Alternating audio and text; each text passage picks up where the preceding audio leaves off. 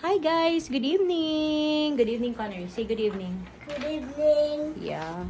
I'm sure lahat ng mga mamang ngayon busy kasi tomorrow na yung start ng school. So tomorrow, maaga na pa tayong magising. Siguro mga 4 o'clock. 4 o'clock ng madaling araw or 4:30 or 5. 5 siguro. Depende lang. Depende sa alarm clock. 4 yung alarm clock pero patayin yan siya tapos mag-continue mag-sleep. Parang ganyan. Depende. Yeah.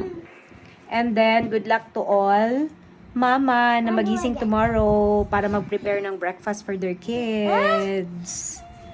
Yes. And tomorrow is Monday. Monday is work day. No, it's not.